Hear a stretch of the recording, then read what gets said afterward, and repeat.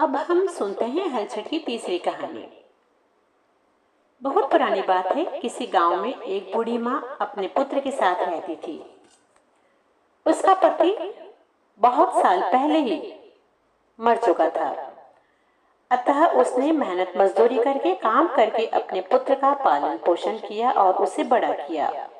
वह अपने पुत्र से अपने प्राणों से भी अधिक प्रेम करती थी। पुत्र भी माँ से बहुत प्रेम करता था। पुत्र जब कुछ बड़ा हुआ तो उसने माँ से कहा, माँ अब तुम काम नहीं करोगी, आराम करोगी। जीवन यापन के लिए काम मैं करूंगा। उसके अच्छे स्वभाव के कारण उसे एक साहूकार ने अपने यहाँ काम पर रख लिया। उसकी मेहनत व लगन देखकर साहूकार ने बहुत जल्दी ही उसका वेतन दोगुना कर दिया। माँ बेटा बहुत अच्छा जीवन यापन करने लगे। बेटे के विवाह के लिए रिश्ते भी आने लगे। पास ही के गांव की एक सुंदर कन्या से उसका विवाह भी कर दिया गया। किंतु बहू का स्वभाव अच्छा नहीं था। वह अपने माता पिता की इकलौती संतान थी। वह ससुराल में सास के साथ नहीं रहना चाहती थी। प्रतिदिन बेटे को उसकी माँ के प्रति शिकायतें किया करती थी। किंतु पुत्र अपनी माँ को अच्छी तरह जानता था। वह कभी भी माँ पर नाराज नहीं हुआ। अतः बहू अब उससे रोज रोज लड़ने लगी और कहने लगी कि मुझे यहाँ नहीं रहना है, तुम चलो मेरे साथ, मेरी माँ के घर रहने चलो। रोज रोज की दोनों की लड़ाई देखकर बूढ़ी माँ बहुत दुखी होने लगी। अतः उसने अपने बेटे को समझाया कि बेटा, जो बहू कह रही है तुम वही कर लो। बेटे ने बहुत मना किया, लेकिन माँ ने उसे बहुत समझाया, बेटा इस तरह तुम दोनों का ही जीवन बिगड़ जाएगा। बेटा नहीं मानता था, परंतु माँ ने उसे अपनी कसम दी और वह दुखी मन से बहू के साथ उसके मायके चला गया। माँ बहुत दुखी रहती थी। उधर बहू की माँ दो मुही थी। ऊपर से तो दामाद को बेटा बेटा करती थी और मन से कहती थी कि है तो पराया ही ना, उसे दामाद के रुपये पैसों से ही मतलब था। दिन बीते, हलछट का दिन आया। बेटे की माँ 2-3 दिन पहले से ही बहुत व्याकुल थी। हलछट को अपने पुत्र की दीर्घायु के लिए व्रत करती थी। अतः आज भी उसने उसी सच्ची भावना से व्रत किया। सुबह से पूरा घर साफ करके पूजा पाठ की तैयारी की और पूरी श्रद्धा व भक्ति से उसने हलछट का व्रत किया, पूजा की। सुबह से उसने जल भी नहीं पिया। किंतु उसका मन अपने पुत्र को एक बार देखने और उसका मुंह धुलाकर तिलक करने को व्याकुल था।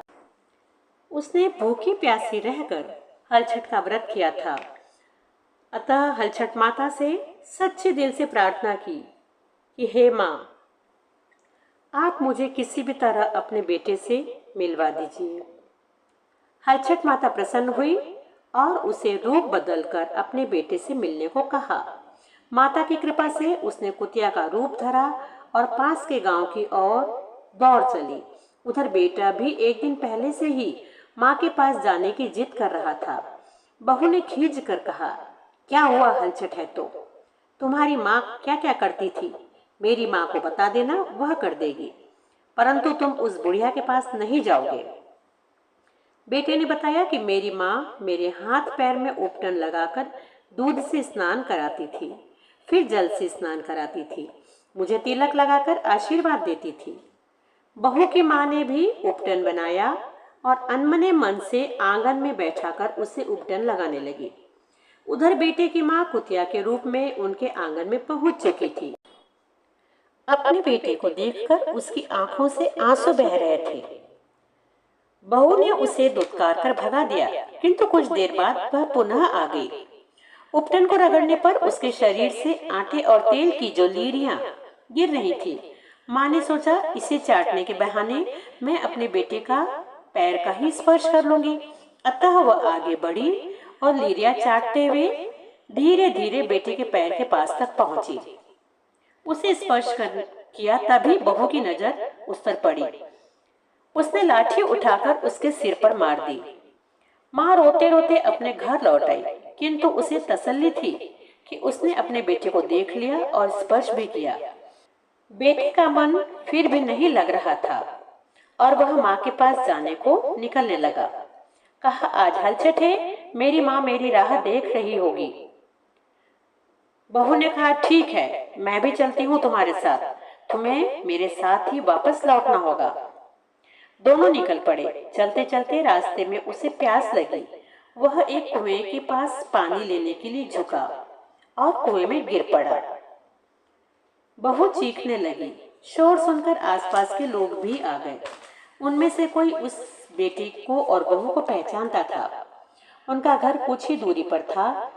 दौड़कर माँ को बेटे के कुएं में गिर जाने की सूचना दी। माँ रोती हुई दौड़ती दौड़ती वहां आई। उसके पुत्र को मृत अवस्था में कुएं से निकाल लिया गया था। माँ चीख चीख कर रो रही थी। पूजा करते वक्त उसके पूजा का सामान समेटते वक्त उसके हाथों में उस समय कंकु लगा हुआ था। पूजा का कंकु भी लगा था। उसने अंगूठा गीला कर अपने पुत्र को हलछट माता के नाम से तिलक लगाया और हलछट माता से उसके पुत्र को लौटाने की विनती करने लगी और कहा, वरना वह भी प्राण त्याग देगी। छठ माता उसकी सच्ची पूजा और भक्ति से प्रसन्न थी। उन्होंने अपना दर्शन दिया और उसके पुत्र को पुनः जीवित कर दिया तथा दीर्घायु होने का आशीर्वाद भी दिया। माँ अपने बेटे को पुनः जीवित पाकर बहुत ही खुश हुई। बेटे ने जब माँ की ओर देखा तो उनके सिर पर पट्टी बंधी हुई थी।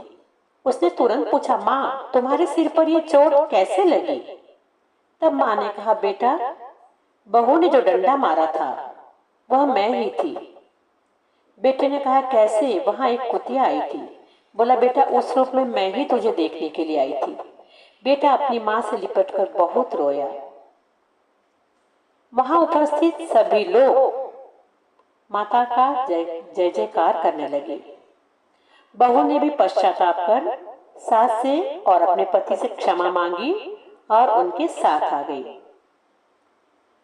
हम हलछट माता से यही प्रार्थना करते हैं कि जैसे उन्होंने उस बूढ़ी माँ को उनका पुत्र लौटाया, उसे सुरक्षित रखा और दीर्घायु होने का आशीर्वाद दिया, उसी प्रकार माँ का व्रत करने वाली सभी स्त्रियों पर, सभी माँओं पर माता की कृपा बनी रहे। सभी की संतान स्वस्थ, सुरक्षित और दीर्घायु हो। जय हलछट माता। इसी कहानी के अनुसार आज भी कई परिवारों में महिलाएं पूजा के बाद, आरती के बाद आधा चम्मच दही पलाश के या खाकरे के पत्ते पर रखती हैं, या आम का पत्ता हो उसके ऊपर आधा चम्मच दही रखती हैं।